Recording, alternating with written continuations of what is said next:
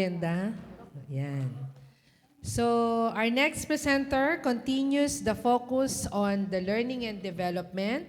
Please welcome Madam I. Kathleen C. Sagario, Head Teacher 3 of Anunas Elementary School, who will present Strengthening Teacher Development through Collaborative Expertise in the last session.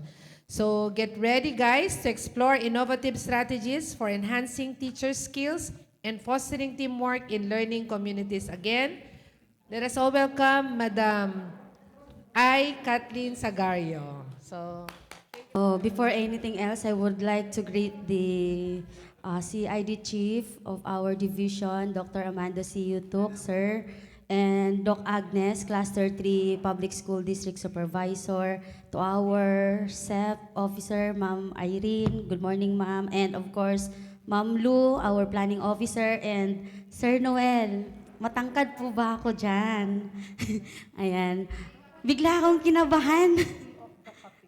Kinakabahan po ako. Pero, so, just a quick ano lang po. Actually, yesterday po, Ma'am Lu, I'm so sorry kung halimbawa, naisip ko po na, what if hindi ko na lang to ituloy? Kasi Christmas party namin ngayon. Yes po. Umalis lang po ako. Ay, parang kinokonsensya Hindi ng mama ko po. niya. Pero I cannot, ano po, hindi ko pwedeng, Anong oras I naman cannot yung party fail nyo? the teachers Anong of oras po Anunas. yung party nyo? Starting 9 po until 1 p.m. naman. Nakakahabol ka pa ba? Yes po, Doc. Yan.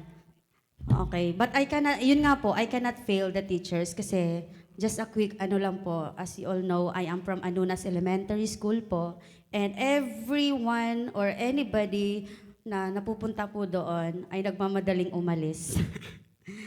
Pero ako po sa Anunas ay gusto na pong magstay.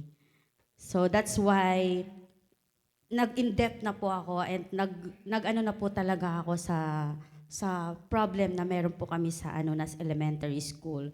So this is my first time po to actually conduct a learning and development. Little way different from research po, no? Which is I am ang tawag dito, mas gusto kong ginagawa ang research. Pero mas na-challenge po ako dito siguro sa learning and development. First of all, dahil dito po sa process niya, bago siya sa akin, although madali pong gawin, madali pong sundan po yung nandoon sa format. But then, yung process, with the process, it will give you a very challenging part. So why strengthening teachers' development through collaborative expertise? Ito na naman, last session na naman.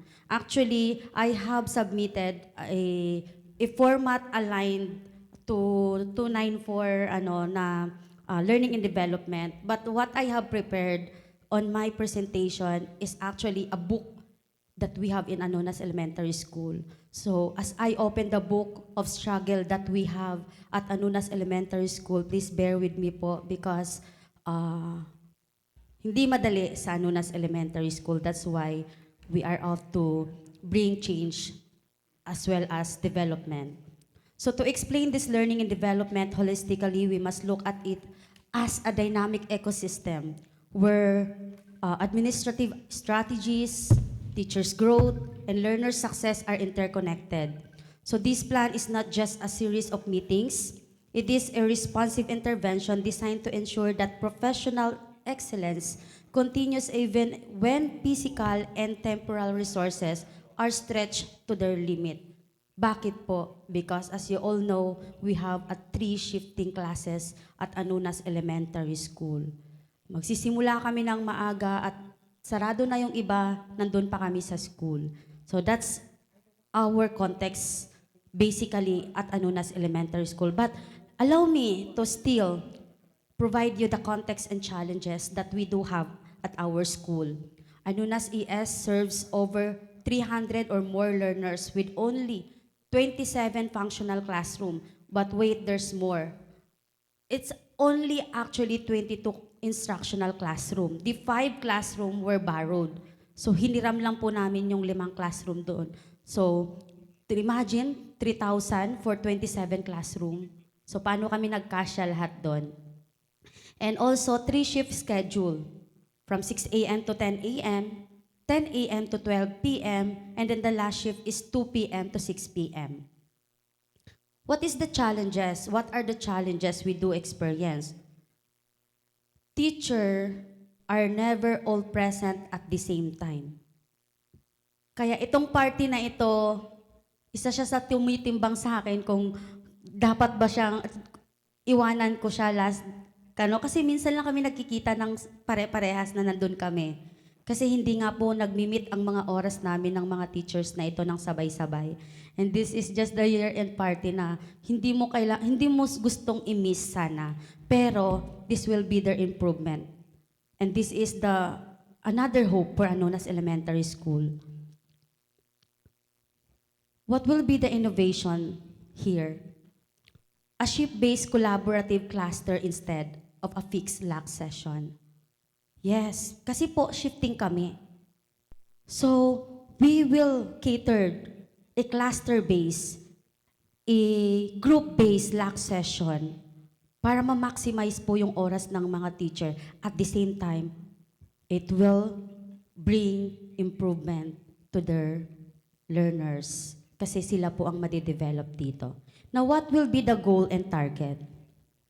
The overall goal here for this learning and development plan is to move from individual survival to collective mastery. Bakit survival? Yes, as you can see po, Anonas Elementary School, yung mga learners po namin doon, ideally, they have 2 hours deficit time every day.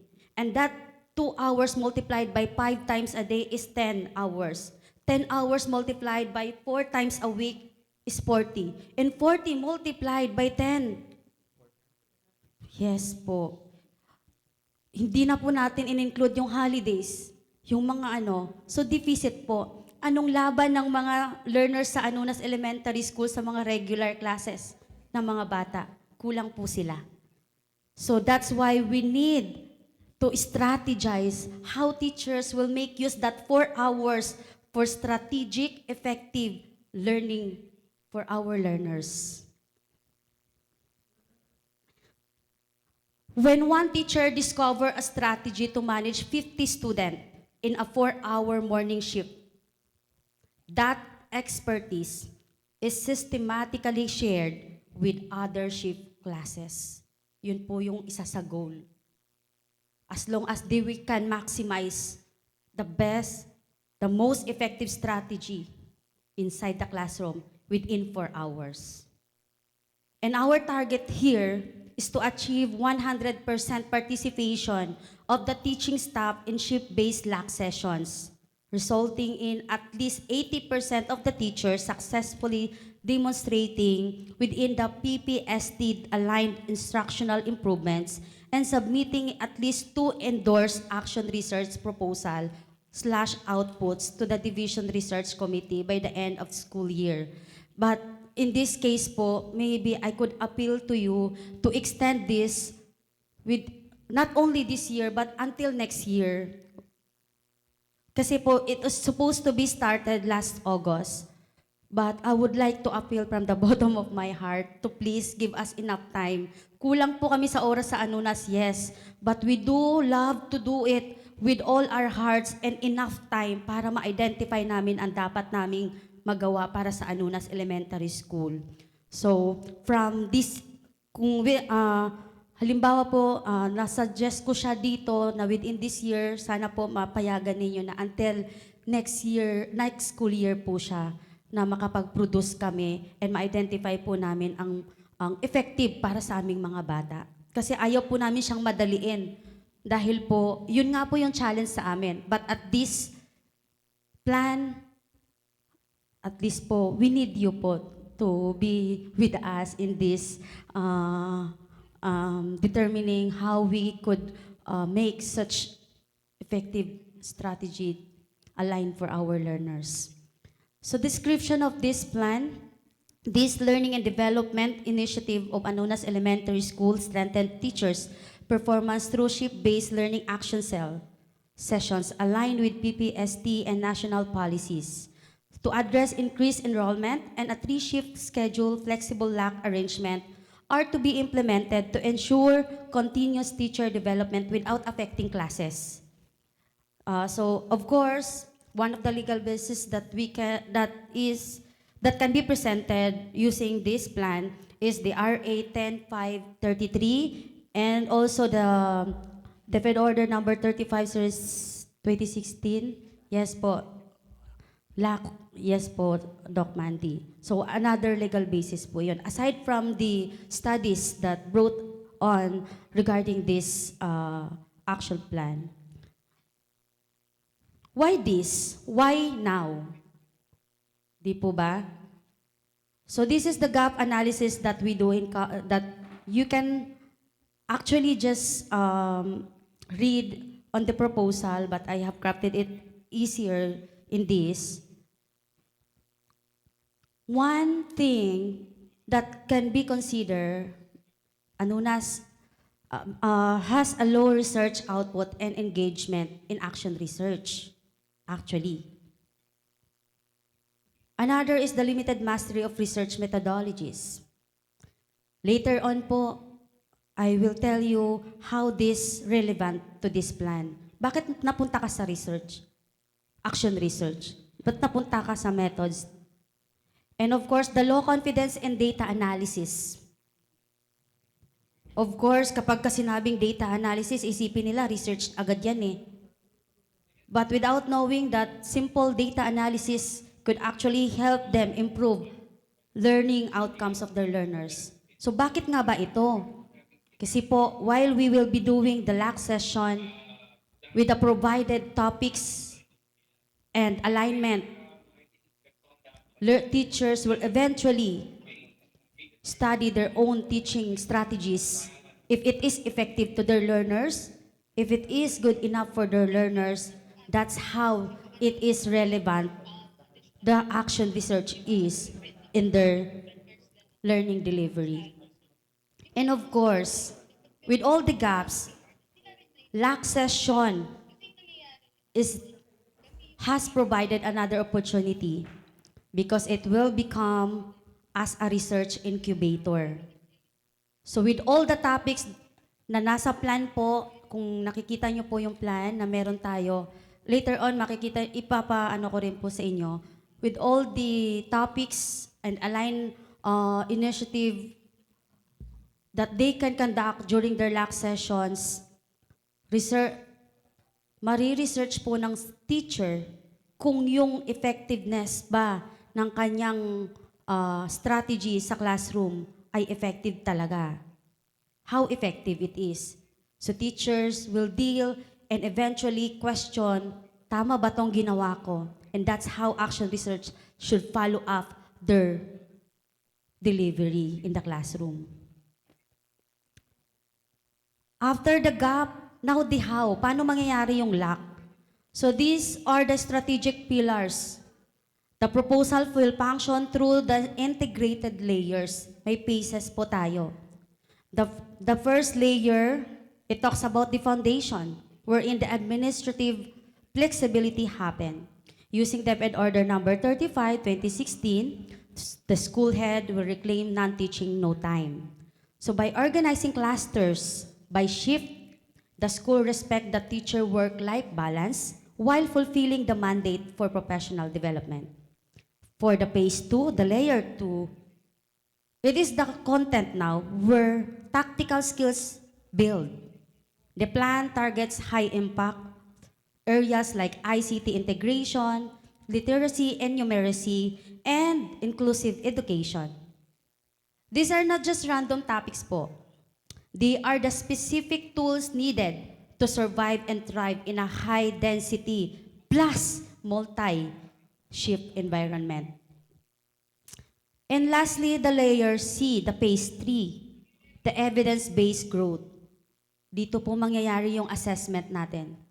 Through reflective journals and action research, teachers will become practitioners of research.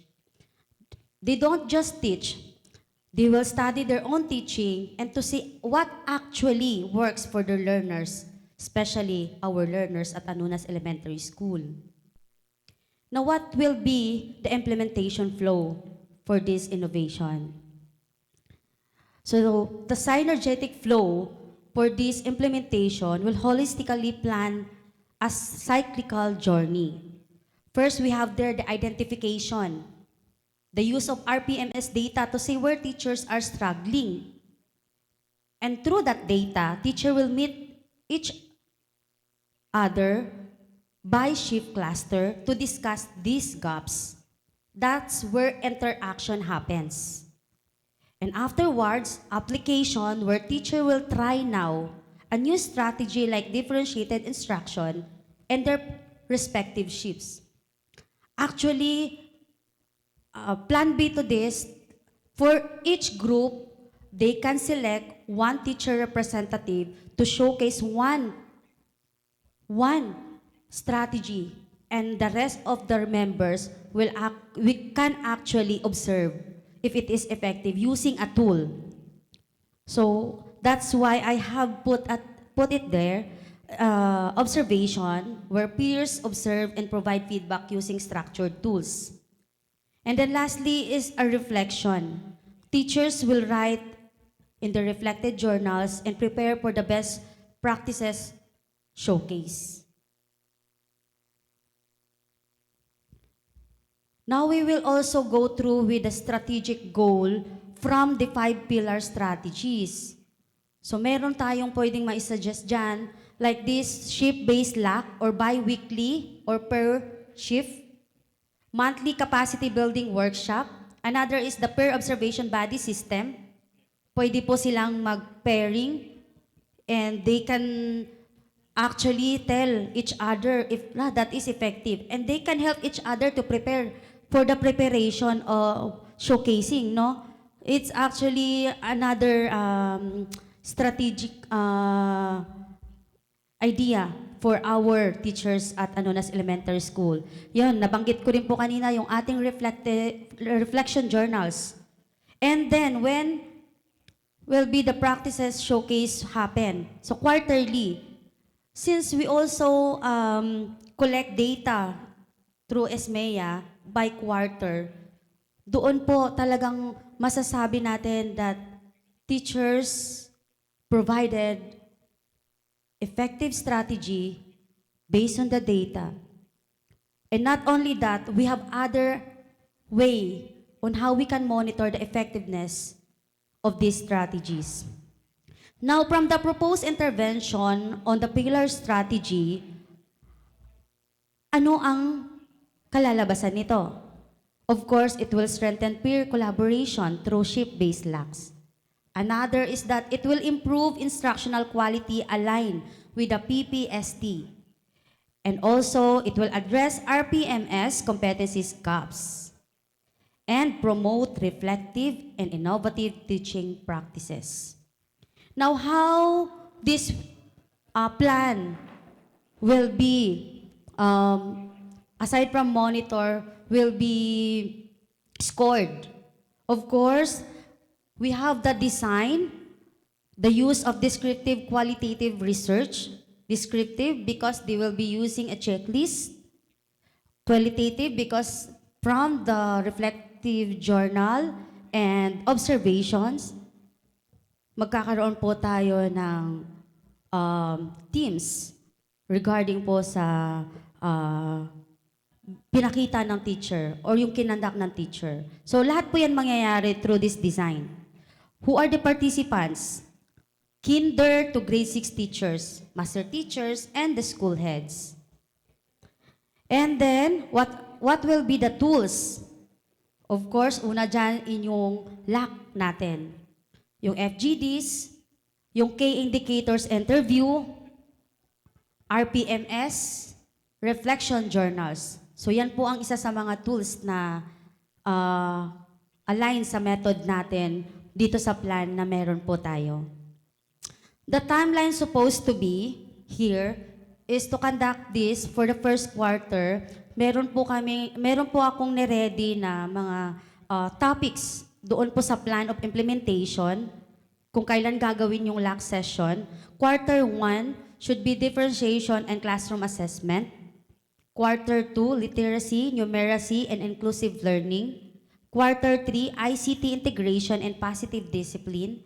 And then for quarter 4 po, dito na yung RPMS review and best practices showcase. Pero if ever po, mag-start po kami niyan ng third quarter or January next year po. Kasi po, para po masundan namin yung sunod-sunod po na meron kami. And as well as, if I may just tell you po that in our work and financial plan, we included lack session budget.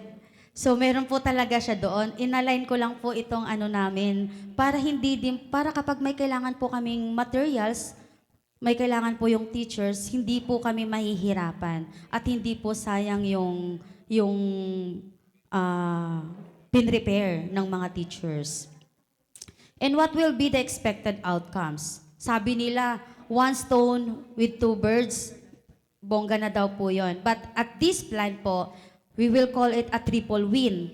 For the teachers, they will gain a support system, higher RPMS ratings, and a sense of professional dignity despite the shift work nature of the current school setup. And then for the school head, it will provide a clear, documented mechanism for craft for the developing self and others, and ensures the schools remain compliant with national standard, and of course, for the teacher, for the learners. Learners will receive instruction from energized, up-to-date, and collaborative teachers who are constantly refining their craft to meet the needs of these 3,000 or more learners. For the dissemination plan, we do have internal. We have learning showcase and bulletin board. We will make use of that.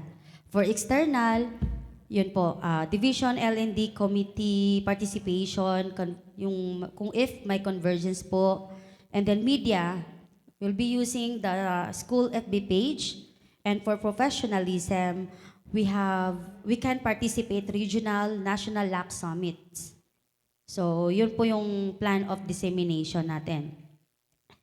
Now, lastly, what would be the conclusion and impact of this plan? Since we have a high enrollment and limited space, we do not consider it as a barrier. Instead, we consider it as a challenge in our part. So this initiative will empower teachers as researchers, innovators, and of course, the leaders.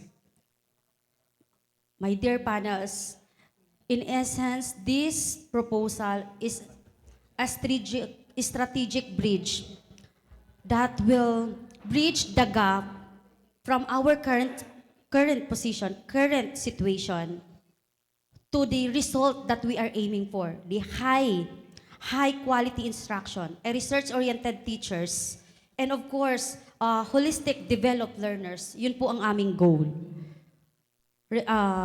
If this plan will go as effective as it is planned, then it will just prove that instructional spaces is not defined by its 27 classroom, but rather it will be defined by us with a collaborative spirit of the teacher of Anunas Elementary School. Thank you so much po.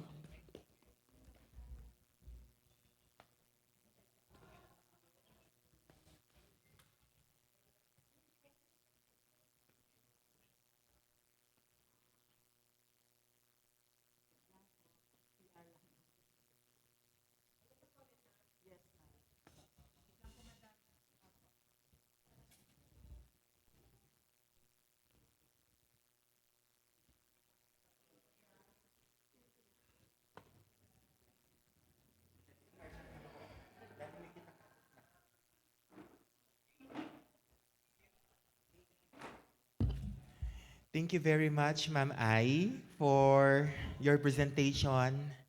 I felt the heart, the passion, no, in coming up with that learning and development proposal, no, and it is strengthening teacher development through collaborative expertise. I know the context of Anunas Elementary School. I've been there, and the scenario is very challenging, no? How many rooms do you have? How many teachers? How many students or learners? Actually, very challenging in terms of numbers. But here you are proposing this application of learning and development for your teachers. First, I would like to commend that your proposal is aligned with your mandate as head teacher. As head teacher, you are instructional leader and you are looking at the welfare of your teachers as in instruction. Okay? So, at this point, allow me to share my comments and some commendations, Ma'am Ai, no? Your title here is Strengthening Teacher Development Through Collaborative Expertise in LAC Sessions. But in the screen, you flash a while back, tinanggal mo na si LAC Session. Tama ba? Yes po. I included it in the methods, Doc. So, kasama siya sa tool. So, nasa...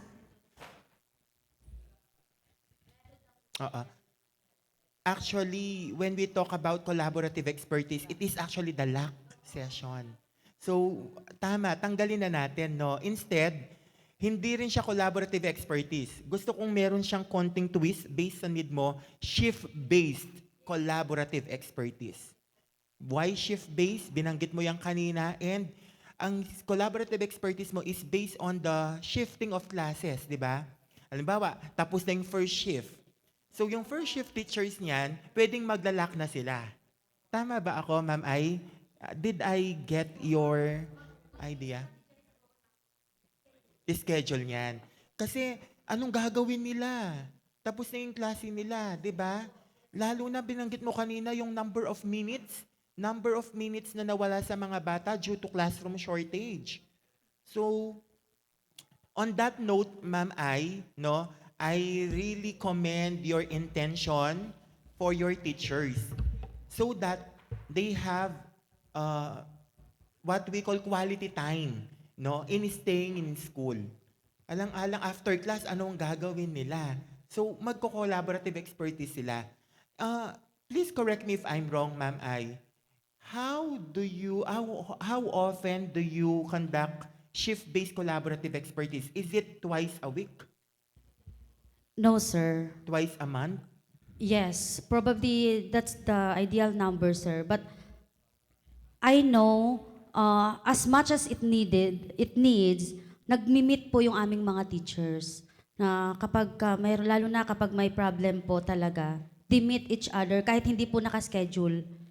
So, minsan may urgent, pero meron po kaming yung mga master teachers po namin, another thing po pala, yung mga master teacher namin talagang nag-aano po sila per month, naka-schedule. Pero kapag may in-need po, lalo na pag urgent, sila po talagang nag-meet po sila. And another challenge po yun sa amin, Doc, because we have 82 teachers and we only have 5 master teachers. If we could make it kung effectiveness ang pag-uusapan. Five. Kung by shift 3 kung halimbawa 3 groups po sila, at least we need 3 Parang master teacher each group. Parang ano siya, no? 1:18, no? Opo, 1:18. opo sir. Pero kung titignan natin, 1:5, no? Yun For po. every 5 teachers, there must be 1 master teacher, no? Challenging nga. Opo. Oo. Sige, continue, Ma'am Ai. Yun po. So, yun nga po, nagmi-meet po sila actually.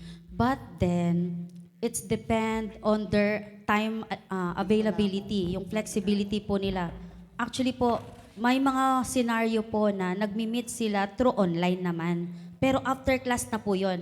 That's how they meet each other kapag yung mentor gusto niyang ma-meet lahat ng kanyang mentees. Pero, not all the time. Kasi may mga LAC session kami na may mga mentees na makiki-join sa ibang mga mentor. Bakit po? Kasi magkaiba po sila ng shift hour ng kanilang mentor. So yun po yung nangyayari. But this time po, yun po, kailangan naming mag-strategize ng time and flexibility kung kailan nagmi-meet, kung saan pwedeng i-group si teacher, kung kaninong mentor siya pwedeng i-group. Since parehas po yung susundan namin na ang tag dito na plano ng mga idea and topics. So pwedeng si teacher 1 example, shift 1 siya, pero yung kanyang mentor ay shift 3. Hindi sila compatible. So pwede po silang i-join sa ibang mentors kasi po pare-parehas po sila ng topics na i-go through po na pag-aaralan. Sige. So, kindly strategize na Yes lang, po. no? Yes po. Knowing that you only have 5 master teachers Yes po. for 80 teachers, no?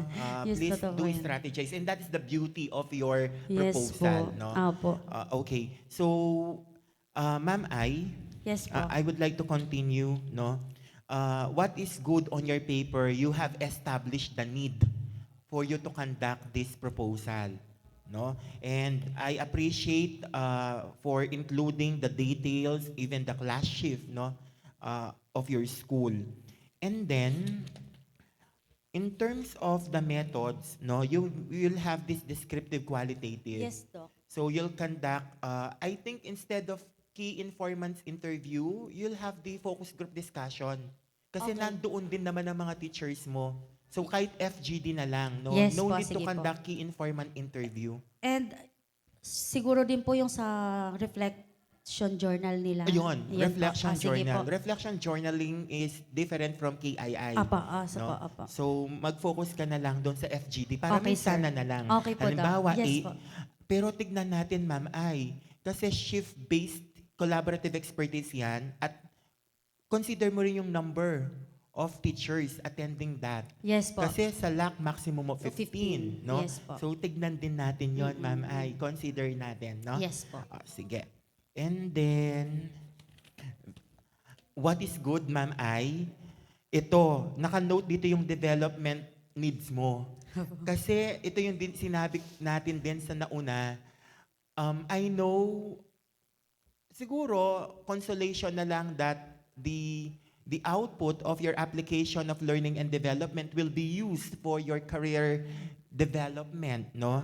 Kasi sa DepEd Order number 7 and closure number 3 for school administrators, di ba? Nasa school admin ka, sinasabi na dapat sa letter A, si Certificate of Training relevant to the learning and development should be accompanied with the IDP, Individual Development Plan. So, attach mo na lang si Individual Development Plan mo, no? Yes po. Kasi kung wala si IDP, wala kang letter A. At kapag wala kang letter A, hindi na magpo-proceed si B and C. No? So, include that, no? Nandito Okay po. siya, pero yung mismong IPCR mo, Opo, no? opo. Yung development need mo. Opo, Doc. Sige Okay? And I appreciate also your timeline. Tinignan ko yung topic per LAC session. Ito ba yung need ng mga teachers? Lalo na sa ANUNAS? I think ito nga ang need, no? Yung sa lesson planning. I know kahit yung iba matagal na rin, nag-i-struggle pa rin sila sa lesson planning, no? Differentiation of teacher supervision, classroom assessment, and na-consider mo rin yung mga topic na to doon sa month. Yung month na to, ano dapat ang tututukan? What is good? Yung bandang huli mo, it's more of ano na siya, sharing, no? And yung portfolio review and the like. So, tamang-tama yung pagkakalinya-linya ng mga activities mo, Ma'am Aika. And I appreciate also yung mga pillars mo. Oo, ang ganda ng pillars mo doon. But ito lang ang risk. Ito ang risk. Kaso walang risk management sa ano natin, no? Ang risk dito na tututukan mo, Ma'am, ay number 1. Dahil naka-program ang mga activities mo for the shift-based collaborative expertise, may mga pagkakataon na suspension of classes. Madalas, kapag suspension of classes, wala rin na mga teachers. What risk mitigation plan will you consider for these unforeseen activities? No? So, to protect your plan, dapat meron kang risk mitigation or risk management. Okay? So, with that, kumpleto, Ricardo. Kung baga kung nagluluto ka ng ulam, ang daming mga kasahog. Kung kakain ako, mabubusog at masasarapan ako sa iahahin mong putahe, no? Na learning and development. Congratulations! Thank you so much po. Thank you po.